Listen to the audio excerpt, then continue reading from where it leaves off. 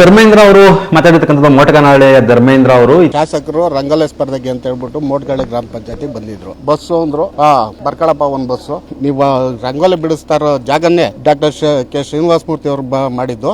ಬರಲಿ single word ಅಲ್ಲಿ ಬರಲಿ ಎಳ್ಕೊಂಬರ್ರಿ ಅವನ್ನ FIR ಹಾಕ್ರ ದೌರ್ಜನ್ಯದ ಮಾತು ಎಳ್ಕೊಂಬರ್ರಿ ಅವನ್ನ ಕೇಸ್ ಹಾಕ್ರಿ. ಆರಂಭದಲ್ಲಿ ಇದು ಅವರು ಆರೋಪ ಮಾಡಿದ್ದು ಸತ್ಯ, ನಾವು ಅದನ್ನ ಸುದ್ದಿ ಪ್ರಸಾರ ಮಾಡಿದ್ದು ಸತ್ಯ. ಅದೇ ಒಂದ್ ಕಡೆ ಎಲ್ಲೊಂದ್ ಕಡೆ ಅನ್ಸುತ್ತೆ ಇದು ವಿನಾಕಾರಣ ಯಾರೋ ಡಾಕ್ಟ್ರು ಮಾಜಿ ಶಾಸಕರು ಕೆ ಶ್ರೀನಿವಾಸ ಮೂರ್ತಿ ಅವರು ಆರೋಪ ಮಾಡಿಸಿದ್ದಾರೆ ಅಥವಾ ಅವರು ಹೇಳ್ಕೊಟ್ಟಿದ್ದಾರೆ ಅಂತ ಅನ್ಸ್ಬೋದು, ಅಥವಾ ರಾಜಕೀಯದಲ್ಲಿ ಈ ರೀತಿಯಾಗಿ ಏನೋ ಆರೋಪಗಳನ್ನ ಮಾಡ್ತಾ ಇದ್ದಾರೆ, ಸುಖ ಸುಮ್ಮನೆ ವ್ಯವಸ್ಥಿತ ಆರೋಪಗಳನ್ನ ಮಾಡ್ತಾ ಇದ್ದಾರೆ, ಅಥವಾ ಶಾಸಕರ ಜನಪ್ರೀತಿಯನ್ನು ಕುಗ್ಗಿಸ್ಲಿಕ್ಕೆ ಈ ರೀತಿಯ ಆರೋಪಗಳನ್ನು ಮಾಡ್ತಾ ಇದ್ದಾರೆ ಅಂತ ಸಾಮಾನ್ಯವಾಗಿ ಎಲ್ಲರಿಗೂ ಅನ್ಸೋದು ಕೂಡ ಸತ್ಯ. ಆದ್ರೆ ಒಂದಷ್ಟು ಕಮೆಂಟ್ಗಳನ್ನ ತೋರಿಸ್ತೀನಿ ನೋಡಿ. ಈ ಕಮೆಂಟ್ಗಳಲ್ಲಿ ಯಾವ ರೀತಿ ಮಾತಾಡಿದ್ದಾರೆ ಅಂದ್ರೆ, ನಾವು ಆರಂಭದಲ್ಲಿ ಏನು ಇದು ನಾವು ವಿಡಿಯೋ ಮಾಡಿತ್ತು ಸಾಕಷ್ಟು ವಿರೋಧಗಳು ವ್ಯಕ್ತ ಆಗ್ಬೋದು ಅಂತ ಅನ್ಕೊಂಡಿದ್ದು, ಆದ್ರೆ ಕಮೆಂಟ್ಗಳಲ್ಲೂ ಕೂಡ ಜನ ಬಂದು ಅದೇ ರೀತಿ ಮಾತಾಡ್ತಾ ಇದ್ದಾರೆ. ಹೌದು, ಈ ರೀತಿ ನಡ್ಕೊಂತಾ ಇದ್ದಾರೆ, ಈ ರೀತಿ ಹೇಳ್ತಾ ಇದ್ದಾರೆ, ಇದು ಸತ್ಯ ಅಂತ ಹೇಳ್ತಾ ಇದ್ದಾರೆ. ವೀಕ್ಷಕರೇ, ಕಮೆಂಟ್ಸ್ನ ನಾನೀಗ ನಿಮಗೆ ತೋರಿಸ್ತಾ ಹೋಗ್ತೀನಿ. ನನ್ನ ಸ್ಕ್ರೀನ್ ನಲ್ಲಿ ಈಗ ಕಮೆಂಟ್ಸ್ ಕೂಡ ಪ್ಲೇ ಆಗುತ್ತೆ ನೋಡಿ. ಇದು ಒಂದು ನಾನು ಪದ ಬಳಕೆ ಮಾಡಬಾರ್ದು, ಆ ಪದವನ್ನು ಬಳಸಿ ಶಾಸಕರ ಮೇಲೆ ಬೈದಿರ್ತಕ್ಕಂಥದ್ದು. ಈ ರೀತಿಯ ಶಾಸಕರು ಕಾನ್ಸ್ಟಿಟ್ಯೂನ್ಸಿ ಕಟ್ಟರ್ ಕಾನ್ಸ್ಟಿಟ್ಯೂನ್ಸಿ 2028ಕ್ಕೆ ಹೊಸ ಶಾಸಕರು ಬರಬೇಕು ಅಂತ ಒಂದು ಕಮೆಂಟ್ ಬಂದಿದೆ. ಇದಾದ ನಂತರ ಮತ್ತೊಂದು ಕಮೆಂಟ್ ತೋರಿಸ್ತೀನಿ. ಈ ಕಮೆಂಟ್ ಬಂದಿರತಕ್ಕಂಥ ಒಂದು ವಿಡಿಯೋಗೆ, ನಮ್ಮ ವಿಡಿಯೋಲಿ ಹಾಕಿರ್ತಕ್ಕಂಥ ನಮ್ಮ ವಿಡಿಯೋಗೆ ಮತ್ತೊಬ್ರು ಪ್ರಕಾಶ್ ಅಂತಕ್ಕಂಥವ್ರು ಮೋಟಗೊಂಡನಹಳ್ಳಿಯವರು ಮತ್ತೊಂದು ಖಾಸಗಿ ಚಾನಲ್ಗೆ ಇಂಟರ್ವ್ಯೂ ಕೊಟ್ಟಿದ್ರು. ಆ ಚಾನಲ್ನಲ್ಲಿ ಅವರೊಂದು ಹೇಳಿಕೆ ಕೊಡ್ತಾರೆ.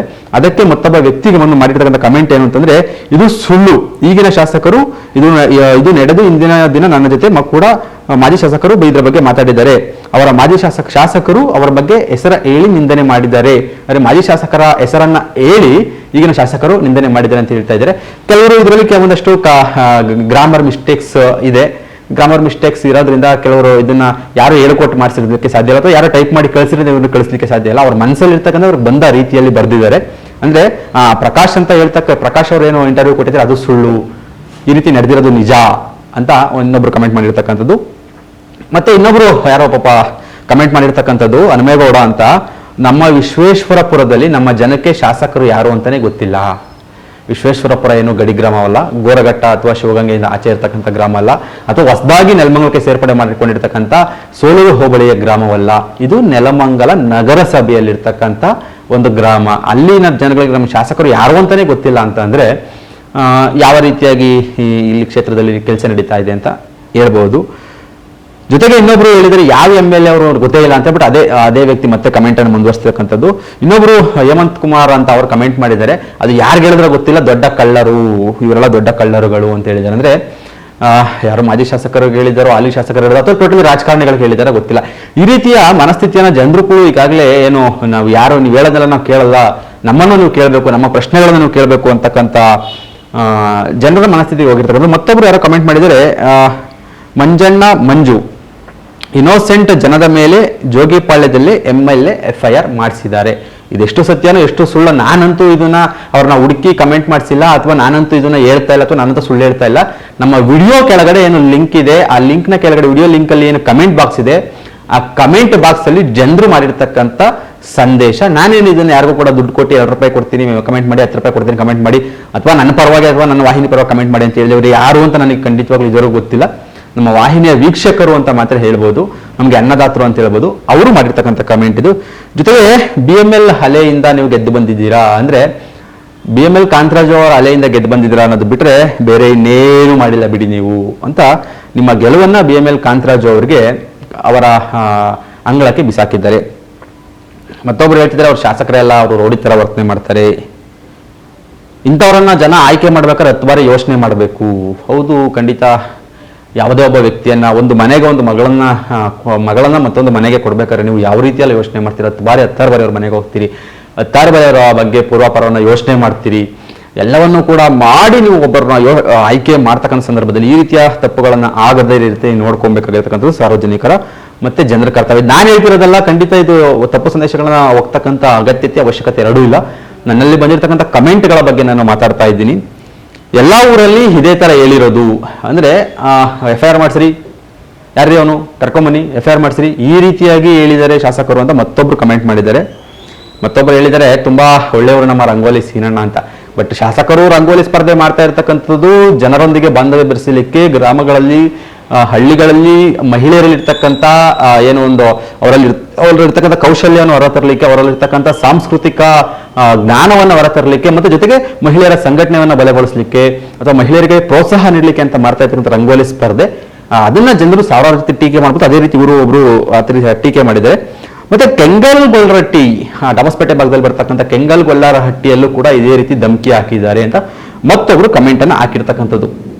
ಈ ರೀತಿಯ ಕಮೆಂಟ್ಗಳನ್ನ ಆರಂಭದಲ್ಲಿ ಶಾಸಕರ ವಿರುದ್ಧ ಮಾತಾಡಬೇಕು ಅಥವಾ ಶಾಸಕರ ಲೋಪದೋಷಗಳನ್ನ ಅಥವಾ ಶಾಸಕರ ತಪ್ಪುಗಳನ್ನ ಯಾರೇ ಆಗಲಿ ಮಾತಾಡಬೇಕು ಅಂದ್ರೆ ಸಾವಿರಾರು ಸಾರಿ ಯೋಚನೆ ಮಾಡೋರು.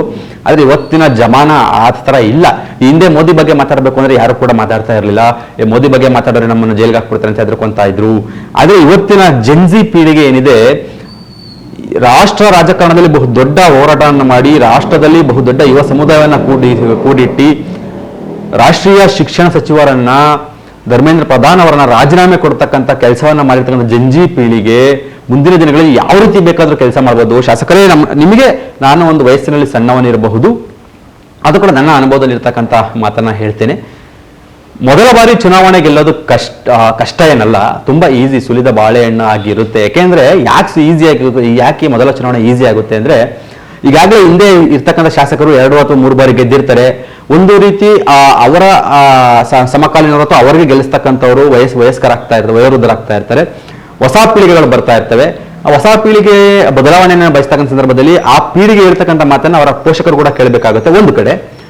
ಮತ್ತೊಂದು ಕಡೆ ಆ ಹಿಂದಿನ ಶಾಸಕರುಗಳು ಏನು ತಪ್ಪುಗಳನ್ನ ಮಾಡಿರ್ತಾರೆ ಅಥವಾ ಅವರಿಂದ ಏನು ಕೆಲಸಗಳು ಆಗಿರೋದಿಲ್ಲ ಅಥವಾ ಅವರ ನಡೆಗಳು, ಅವರ ಈಗ ಏನು ಸಾಕಷ್ಟು ಜನ ಅದೇ ಕಮೆಂಟ್ ನಲ್ಲಿ ಮತ್ತಷ್ಟು ಜನ ಮಾಡಿದ್ದಾರೆ, ನಾನು ನಿಂತರ ನಾಟಕ ಆಡ್ಕೊಂಡ್ ಬಂದಿಲ್ಲ ಅಂತ ಡಾಕ್ಟರ್ ಕೆ ಶ್ರೀನಿವಾಸ ಮೂರ್ತಿ ಅವ್ರಿಗೂ ಕೂಡ ಹೇಳಿದ್ದಾರೆ. ಅದನ್ನ ನಾನು ಹೇಳ್ಬೇಕಿತ್ತು, ಖಂಡಿತ ಹೇಳ್ತಾ ಇದ್ದೀನಿ. ನಿಮ್ಮ ಅವಧಿಯಲ್ಲಿ ಏನೇನು ಕೆಲಸ ಮಾಡಿದ್ದೇನೆ ಅಂತ ಕೂಡ ಕಮೆಂಟ್ ಮಾಡಿದ್ದಾರೆ, ಅದನ್ನು ಕೂಡ ನಾವು ತೋರಿಸ್ತೀವಿ. ನಿಮ್ಮ ಅವಧಿಯಲ್ಲಿ ಯಾವುದು ಸತ್ಯ ಅಷ್ಟೇ, ಡಾಕ್ಟರ್ ಕೆ ಶ್ರೀನಿವಾಸ ಮೂರ್ತಿ ಅವ್ರಿಗೂ ಬರ್ದಿರೋ ಸತ್ಯ, ಅದನ್ನ ಅವ್ರು ಒಪ್ಕೊಂತಾರೆ ಕೂಡ. ಅದೇ ರೀತಿ ಇದು ಕೂಡ ಇವರನ್ನ ಒಪ್ಕೊಂಡು, ನಾನೇನು ಈಗಾಗಲೇ ಹೇಳ್ತಾ ಇದ್ದೆ, ಮೊದಲ ಚುನಾವಣೆಯಲ್ಲಿ ಗೆಲ್ತಕ್ಕಂಥದ್ದು ಈಸಿ.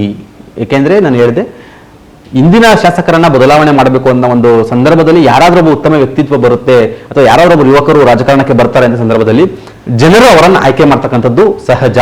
ಆದ್ರೆ ಮೊದಲ ಚುನಾವಣೆಯ ನಂತರ ಶಾಸಕರಾದ ಮೇಲೆ ತಾವು ಮಾಡ್ತಕ್ಕಂಥ ತಪ್ಪುಗಳು, ತಾವು ತೆಗೆದುಕೊಳ್ತಾ ನಿರ್ಧಾರಗಳು, ತಾವು ರೂಪಿಸ್ತಕ್ಕಂಥ ಶಾಸನಗಳನ್ನ ಯಾರು ಜನರು ಯಾವ ರೀತಿ ತೆಗೆದುಕೊಳ್ತಾರೆ, ಅದನ್ನ ಇಷ್ಟ ಆಗುತ್ತೋ ಇಷ್ಟ ಆಗಲ್ವೋ, ಅದು ಮುಂದಿನ ಚುನಾವಣೆಯಲ್ಲಿ ನಿರಂತರವಾಗಿ ಅದು ಮುಂದಿನ ಚುನಾವಣೆಯಲ್ಲಿ ಖಂಡಿತವಾಗ್ಲೂ ಪ್ರಭಾವ ಬೀರುತ್ತೆ. ಶಾಸಕರೇ, ತಮಗೆ ಇನ್ನೂ ಟೈಮ್ ಇದೆ, ಇನ್ನು ಕೇವಲ 2 ವರ್ಷಗಳು ಮಾತ್ರ ಮುಂದಿನ ಚುನಾವಣೆಗೆ ಟೈಮ್ ಇರ್ತಕ್ಕಂಥದ್ದು. ಆ ಒಂದು ಚುನಾವಣೆಗೆ 2 ವರ್ಷ ಟೈಮ್ ಇದ್ರೂ ಕೂಡ ನಿಮಗೆ ರಾಜಕಾರಣ ಮಾಡಲಿಕ್ಕೆ 1 ವರ್ಷ ಟೈಮ್ ಸಿಗೋದು. ಮುಂದಿನ 1 ವರ್ಷದಲ್ಲಿ ಕೇವಲ ಚುನಾವಣೆ ಮಾಡಲಿಕ್ಕೆ ನಮಗೆ ಸಮಯ ಸಿಗೋದಿಲ್ಲ. ಹಾಗಾಗಿ ಇನ್ನೂ ಕೂಡ ತಮ್ಮ ನಡೆಯನ್ನ, ತಮ್ಮ ಏನು ಹಾವಭಾವಗಳನ್ನ ಅಥವಾ ತಮ್ಮ ವ್ಯಕ್ತಿತ್ವವನ್ನ, ತಮ್ಮ ಪಬ್ಲಿಕ್ ಪ್ರೆಸೆನ್ಸ್ ಅನ್ನ ನೀವು ಬದಲಾವಣೆ ಮಾಡ್ಕೊಂಡ್ರೆ ಖಂಡಿತವಾಗ್ಲೂ ನಿಮಗೆ ಮತ್ತೊಮ್ಮೆ ಅವಕಾಶ ಸಿಗಬಹುದು ಎಂಬುದು ನನ್ನ ಅಭಿಪ್ರಾಯ. ಜೊತೆಗೆ ಇನ್ನೊಂದು ವಿಡಿಯೋನ ನಾನು ತೋರಿಸ್ತೀನಿ, ಆ ವಿಡಿಯೋನು ಕೂಡ ನೋಡಿ. ಅನ್ನು 10 ರೂಪಾಯಿ ಆಗಿಲ್ಲ ಸರ್.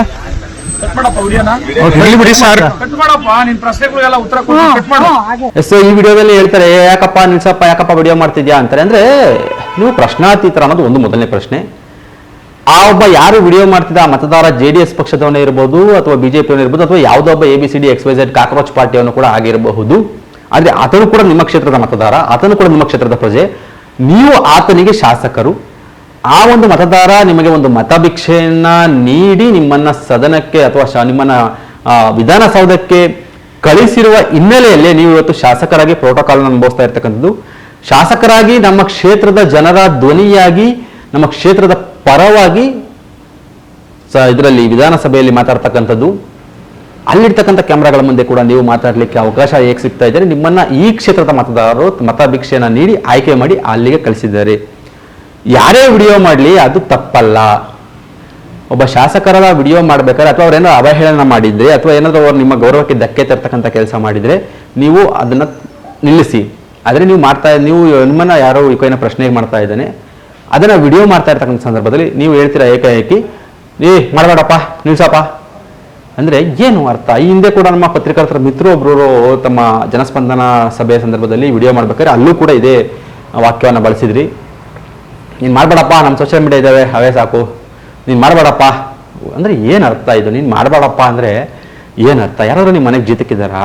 ಯಾರೂ ಇಲ್ಲ. ಅದನ್ನು ರಿಕ್ವೆಸ್ಟ್ ಮಾಡಿ, ನೋಡಪ್ಪ ನಾವೇನೋ ಮಾತಾಡ್ತಾ ಇದ್ದೀವಿ, ಇದು ಸ್ವಲ್ಪ ಗೌಪ್ಯತೆ ಇದೆ, ವಿಡಿಯೋ ಮಾಡಬೇಡಿ ಅನ್ನೋದು ಒಂದು ಅರ್ಥ ಇದೆ. ಅದು ಬಿಟ್ಟು ಬಹಿರಂಗವಾಗಿ ರಸ್ತೆಯಲ್ಲಿ ನಿಂತ್ಕೊಂಡು ಮಾತಾಡ್ತಕ್ಕಂಥ ಸಂದರ್ಭದಲ್ಲಿ ವಿಡಿಯೋ ಮಾಡಬೇಡಪ್ಪ ಅಂದರೆ ಇದನ್ನು ಯಾರು ಕೂಡ ಸಹಿಸೋದಿಲ್ಲ. ಇನ್ನಾದರೂ ನೋಡಿ ಮುಂದಿನ ಚುನಾವಣೆಗೆ ಏನು ಅವಕಾಶ ಬೇಕು, ಏನೆಲ್ಲ ಸಮಸ್ಯೆಗಳಾಗ್ತವೆ, ಯಾವ ರೀತಿ ತಿದ್ದುಕೊಳ್ಬಹುದು, ಎಲ್ಲವನ್ನ ತಿದ್ದುಕೊಂಡು ಮುಂದುವರೆದ್ರೆ ಅದು ನಿಮಗೆ ತುಂಬ ಅನುಕೂಲ ಆಗುತ್ತೆ ಅಂತ ಹೇಳ್ತಾ ಇದ್ದೀನಿ.